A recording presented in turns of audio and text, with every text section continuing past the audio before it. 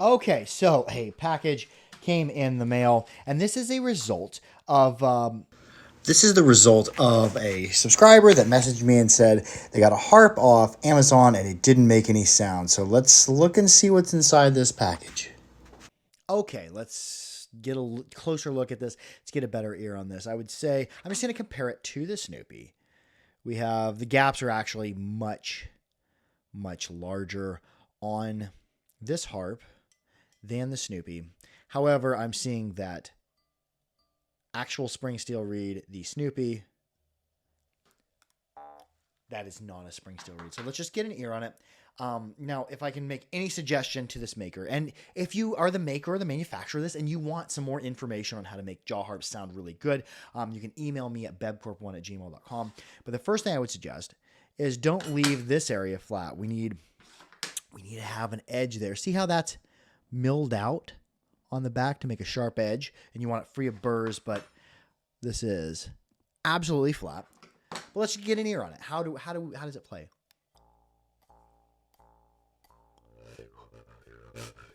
Not really any sound. A little bit of sound. It's very quiet. It's quieter than a Snoopy. Here's a Snoopy.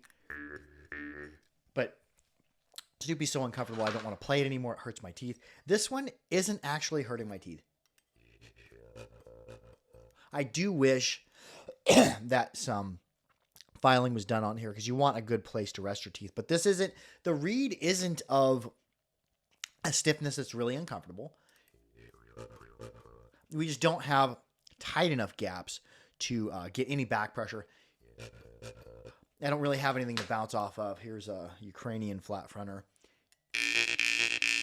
See, because the gaps need to be tight. This one, gaps are not tight. So the follower who messaged me and said, "Oh, I can't get any sound out of this." Yeah, you cannot get any sound out of this.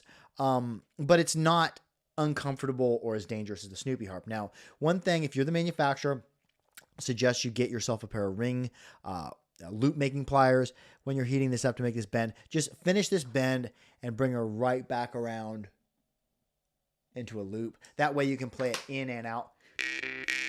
This one,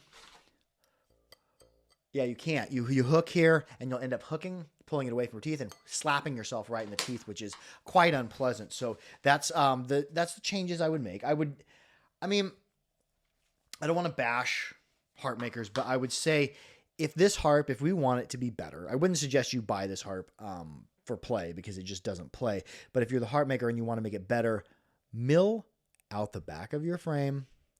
Go ahead and finish this loop out. Give yourself a loop. Give yourself a spiral. Doesn't matter.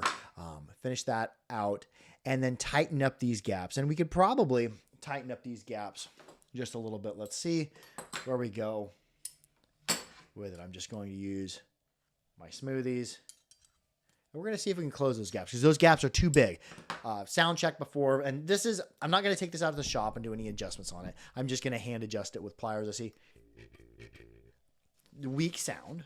So let's see if we can make it better by compressing the frames. Here we go. Here it is right here. We're getting a little bit better. Let's see if we can do even better than that. I'm going to see if I can compress it back here.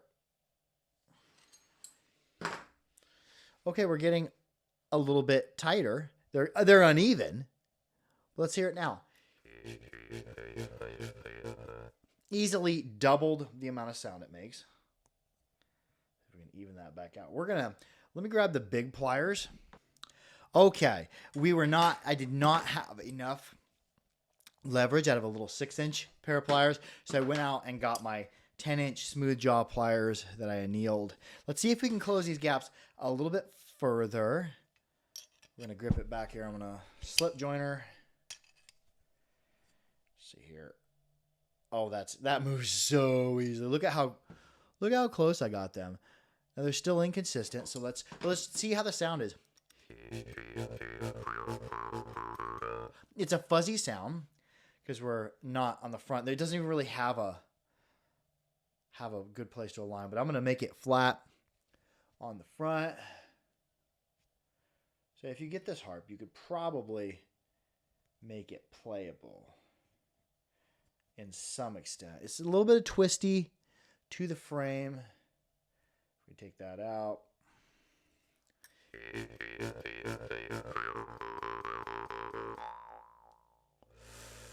Not great sound. Let's see if we can get it a little bit tighter. Let's see if we can get that embouchure area just a little bit tighter. At some point, I'm going to have to stop because it is an unevenly constructed. Ooh. Did we go too tight? Yes, we did. So, in that instance, I'm just going to use the old Glazern trick. These are the slip joint pliers.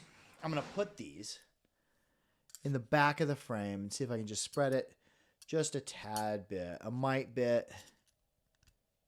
See if we can just, oh, almost. We'll go a mite bit more. Ah! Am I going to damage this? Have I made this harp unplayable? We'll see. We need to go just a little bit further. Let's get a little bit spready.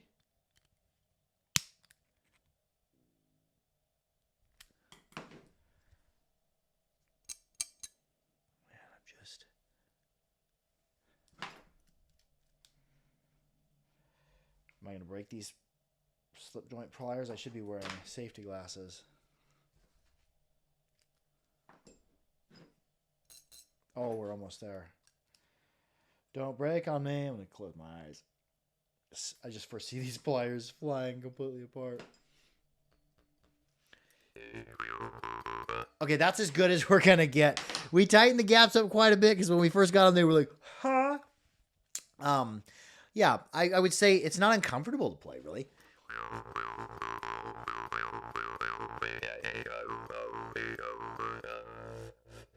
Sound is very fuzzy. I mean, if you're making flat fronters in an industrial setting like this, you should be able to get tight gaps,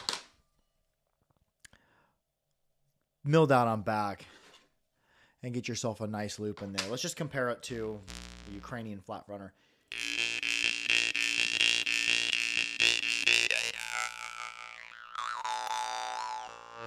So yeah, I guess if you were to buy this, you could kind of modify it and make it playable. I would also suggest taking a file and flattening the back just a bit because you see, you want an area for teeth to rest. So I'm not going to give this jaw harp good marks, but if you're the manufacturer out there, I would change those three things. Mill out on back, give yourself a loop, and also tighter gaps, and you're going to get better sound. Anyways, thank you for tuning in, and thank you for the follower who messaged me about this. Like, hey, the jaw harp isn't making any noise. Is it me? And I'm like, I looked at the picture, like, it might be the harp. So, yeah. Anyways, be sure to like, share, and subscribe for more harpery. Make sure to keep your harps clean, keep them dry, and keep them oiled. And most of all, be good to each other. And if you're buying on eBay or Amazon, and you're buying some unknown maker, you are taking risks of getting a harp that is not well made or made by somebody who doesn't yet know how to make them. Anyways, I love y'all. Harp out.